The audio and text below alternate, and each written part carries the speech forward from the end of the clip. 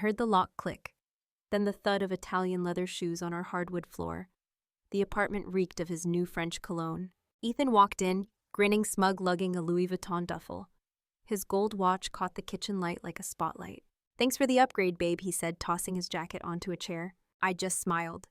He had no idea that every charge in Paris had triggered a federal fraud alert. And tonight, I was the one who opened the door for the FBI. Where in the world are you listening from?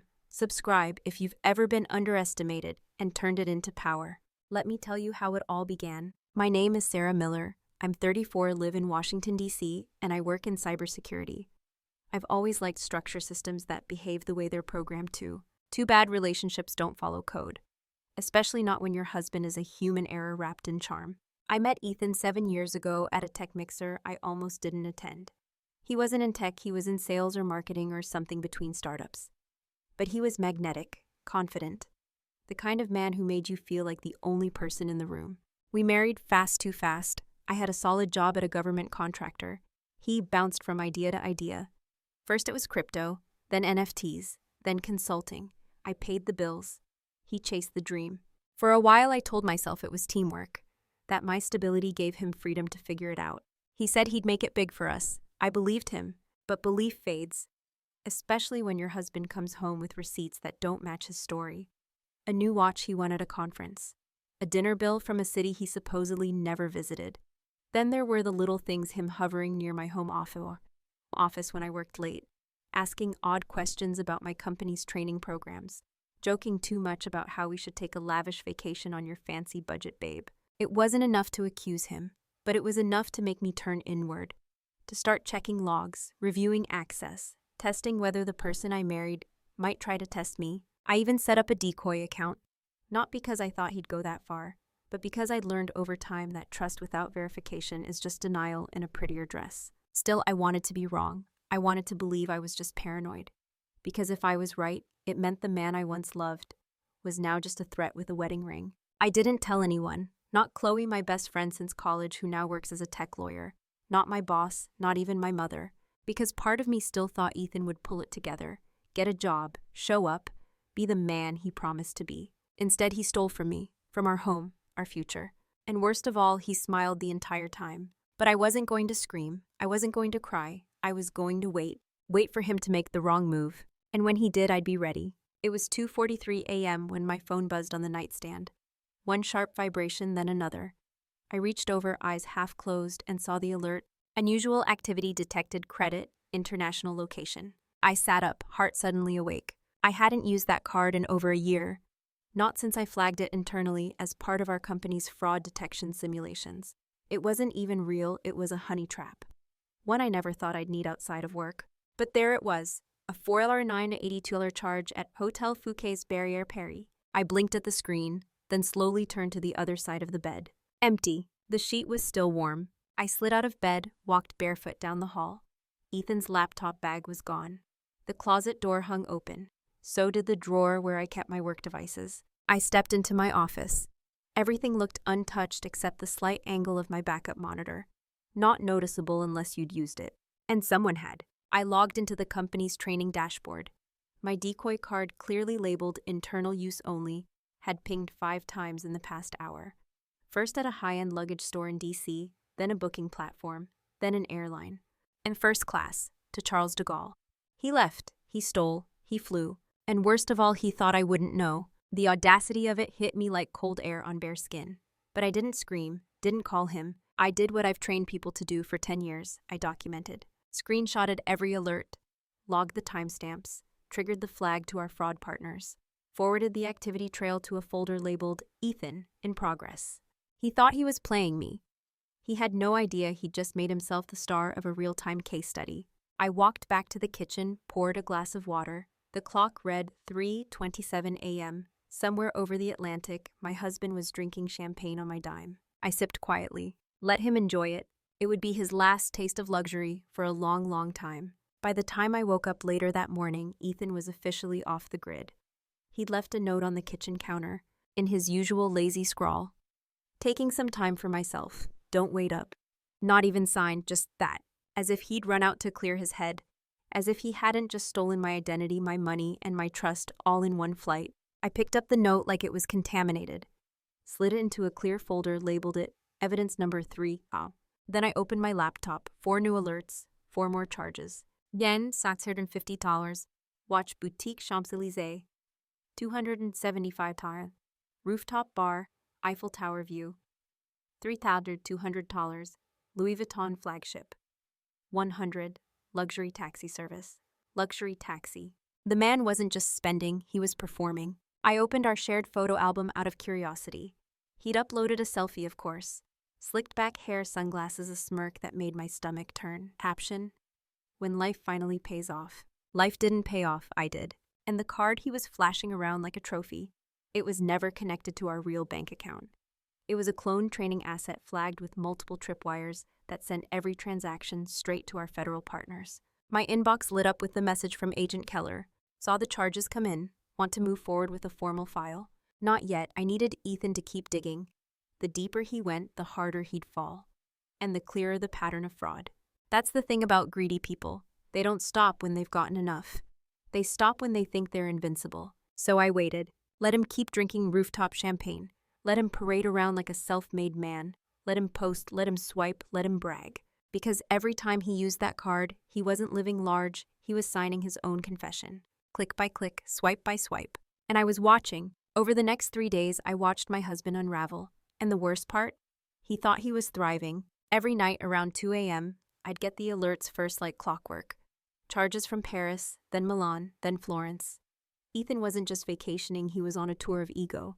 He bought cufflinks at Bulgari, had dinner at the Four Seasons rooftop in Milan, rented a luxury car for 48 hours, then posted a video, drifting it near Lake Como. Each transaction hit my inbox before the receipt printed in his hand. I didn't even need a private investigator. He was his own paper trail. I created a folder titled, Ethan, Timeline of Self-Destruction. Inside, I logged everything, screenshots of his social posts, charges down to the second, location data pulled from image metadata, even voice notes when I read his captions out loud to catch tone. I wasn't just tracking, I was building a case. Meanwhile, my lawyer Chloe couldn't stop laughing. He really thinks this is your money, she said over a secure call.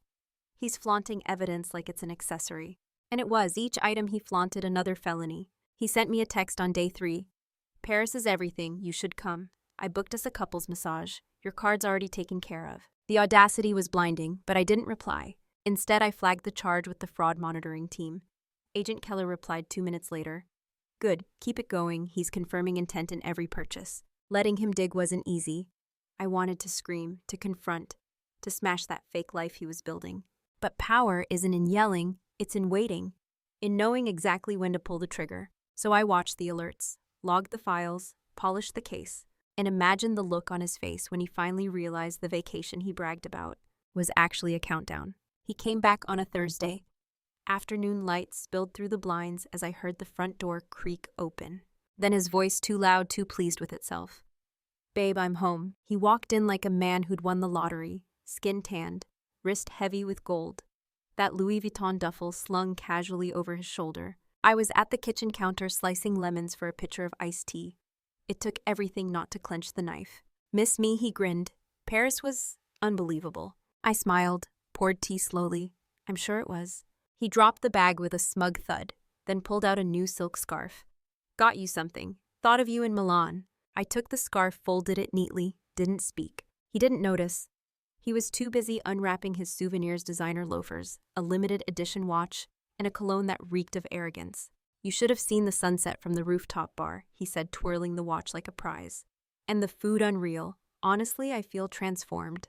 He leaned against the doorway, barefoot, buzzing with his own brilliance. And I stood there, arms crossed, pretending to be curious. The recorder was already rolling in my back pocket.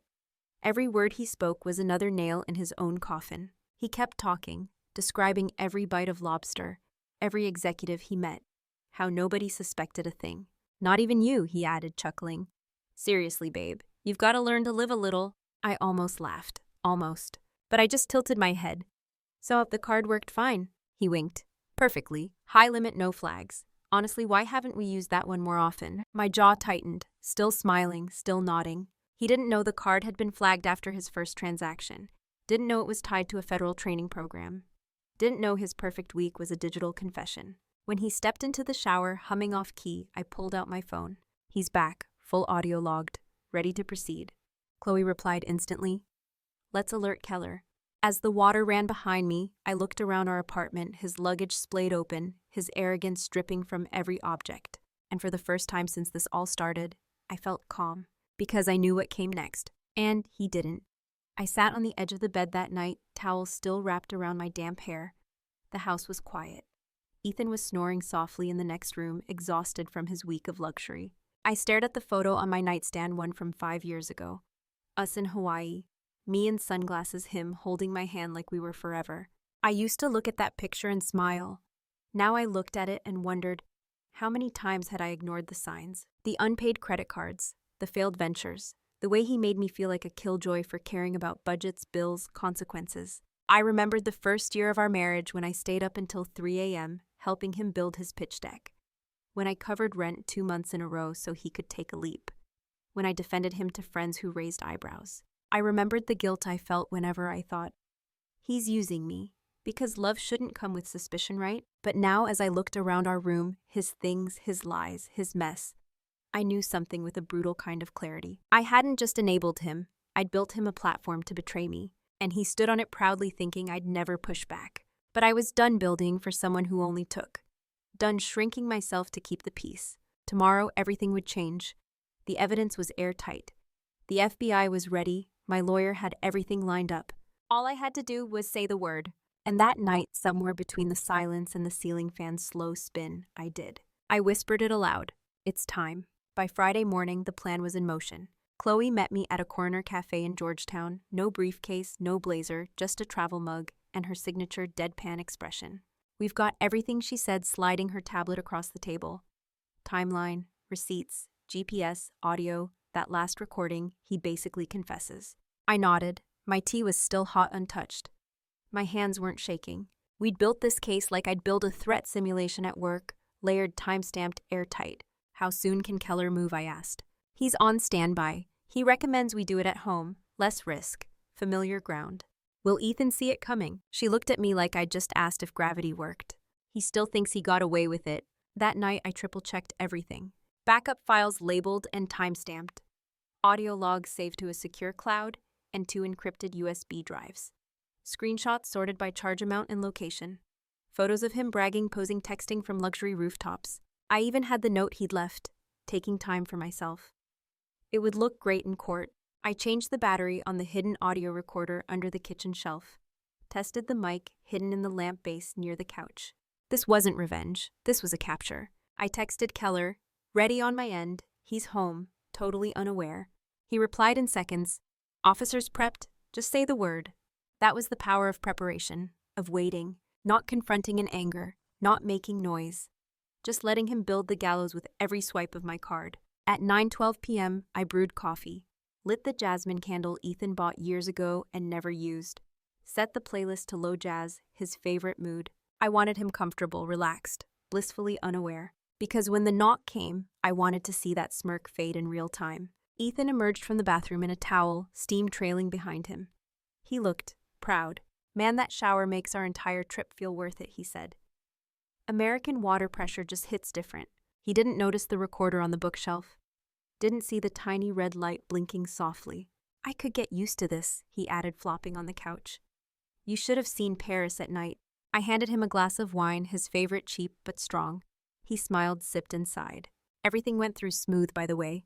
That card's solid gold. You really outdid yourself, babe.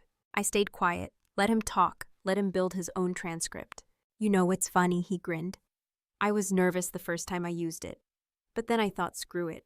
You'd never notice. He swirled his wine, looked at me. I mean, what's mine is yours, right? Or is it the other way around? I sat on the armrest beside him, close enough to watch his pupils, far enough to stay cold. So I asked lightly, when did you decide to start living like royalty? He shrugged.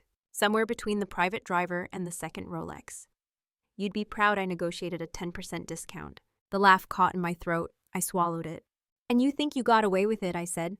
He blinked, smirked again. Well, I'm here, aren't I? I stood, walked to the hallway cabinet, pulled out a small velvet pouch. Inside a single USB. I placed it gently on the coffee table. He tilted his head. A gift. Sort of, I said. Think of it as a highlight reel. What's on it? He asked, already reaching for it. Paris, Milan, Florence, your voice, your lies, my evidence. The room froze. So did he. You recorded me. I didn't answer. I just looked out the window. Right on cue, a pair of headlights swept across the front wall. Red and blue flickered faintly in the distance. What the hell did you do? He asked. My voice was calm, colder than I'd ever heard myself. Something you never expected. I prepared. The knock wasn't loud, but it cracked the silence like a bone. Ethan turned towards the door, blinking. Did you order something? I stayed seated. Didn't move. Another knock. He looked back at me, eyes narrow now. Something in him finally shifted. Sarah. I nodded toward the door. Might want to answer that. He padded over barefoot, still in his towel, still wearing the watch he stole with my stolen card. When he opened the door, the hallway light cut across his face. 3 figures stood there, 1 in a suit, 2 in uniform. Ethan Miller, his voice cracked. Yeah. The man in the suit stepped forward. His badge glinted against the dim light. I'm Agent Keller, FBI. You're under investigation for multiple counts of credit card fraud and identity theft. I watched from the couch as Ethan stumbled back. The towel slipped an inch. He clutched it tighter, but it didn't help. Wait, no, this has to be a mistake, he stammered. Sarah, tell them. I didn't move, didn't flinch. Nah, tell them this isn't real. I met his eyes, then tilted my head. You wanted the high life, Ethan. This is the bill. The officer stepped in, cuffed him without a struggle. You can't do this, he shouted as they read him his rights. We're married. I stood now, finally. And you used that to rob me. His voice cracked again. You're my wife. No, I said softly. I was your cover. They walked him out. The door clicked shut. I stood alone, the apartment quiet again, but not empty. I gathered the scarf he brought back, folded it once, dropped it in the trash. My phone buzzed. A text from Chloe. They've got him. Keller says it's clean. He's already talking. I stared at the screen, took a breath, then looked around. The wine, the USB, the silence. This was what justice sounded like. And for the first time in years, I wasn't afraid of it. The next morning, it hit the news. Not front-page headlines, but deep enough in the local feed to catch attention. DC man arrested in credit card fraud scheme, tied to cybersecurity sting. They didn't name me, but everyone who knew us knew. Texts flooded my phone, some from friends we hadn't spoken to in months, some from people who used to call him visionary. Is this true? Are you okay? I always thought something was off about him. I didn't answer most. I wasn't interested in sympathy. This wasn't about drama, it was about closure. By noon, his social media went dark, deleted, wiped clean, but not before the screenshots spread. The gold watch, the rooftop bar, the fake captions about finally making it. He didn't just ruin his life, he documented the process. I sipped coffee in the sunroom, legs tucked under me, laptop open. Chloe texted, Keller says he's panicking, already asked for a deal. Of course he did. Ethan always talked his way out of things. Late bills, missed deadlines, lies. But this time the charm hit a wall. The government didn't flirt. They didn't forgive. They just filed charges. And there they were, lined up in an official email. Wire fraud, identity theft, criminal impersonation, unauthorized access. He'd racked up nearly 50,000 across 3 countries, and not one charge was clean. Meanwhile, I worked from home that week, quietly, efficiently. I archived the evidence folder, deleted the audio backups from the cloud, sent a formal update to my company's security team letting them know the dummy card had performed exceptionally. Case study material, my manager wrote back.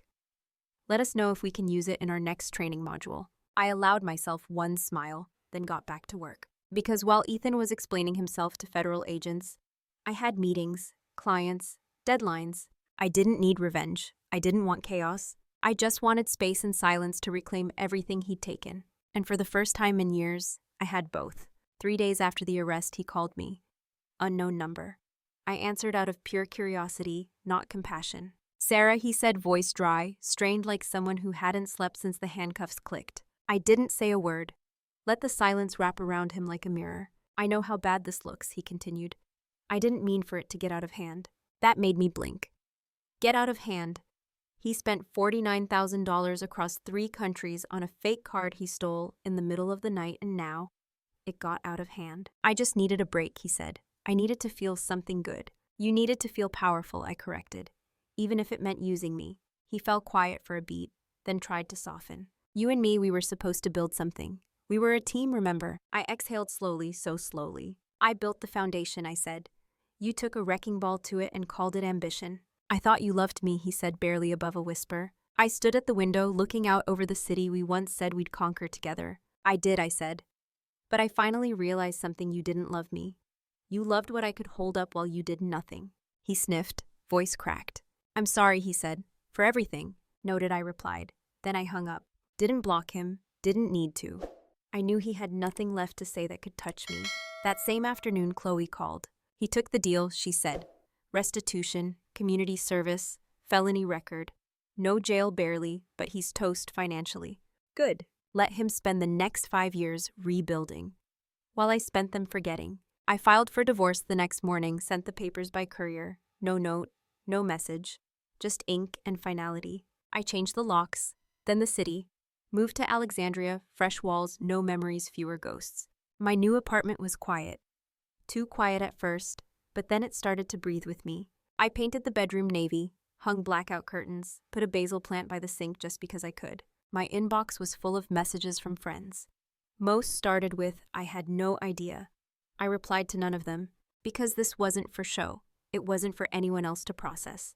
This was mine, my rage, my clarity, my peace. He had taken my money, but I had taken everything else back. He would always be the man who bragged too soon, the man who underestimated the one woman he thought would never fight back. I was no longer the woman he left behind. I was the woman who let him run just long enough to build his own trap.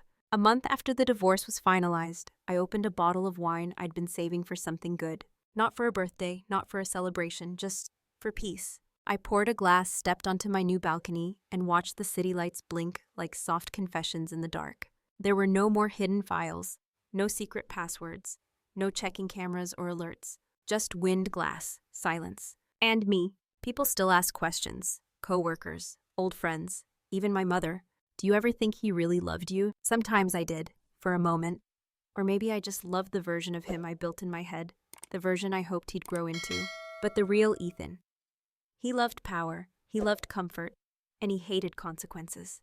Until now, I don't feel angry anymore. That surprised me. I thought I'd carry that heat forever, let it boil under my skin as proof I survived. But what I carry now is something cleaner. Not revenge, not forgiveness. Clarity. And a promise to myself, never again shrink to make someone else feel taller. Never again fund a future I don't get to live in. I still work in cybersecurity. Still teach companies how to trace bad actors. But now when I train young women, I add something else. Protect your accounts. But more than that, protect your peace. He thought he broke me. That's the part that still makes me laugh. Because all he really did was prove how much stronger I was without him. And if you've ever been betrayed like that, if someone drained you, doubted you made, you feel like a backup plan in your own life, you're not alone. Share your story in the comments. And don't forget to subscribe for more true stories of betrayal, revenge, and the women who walked away stronger.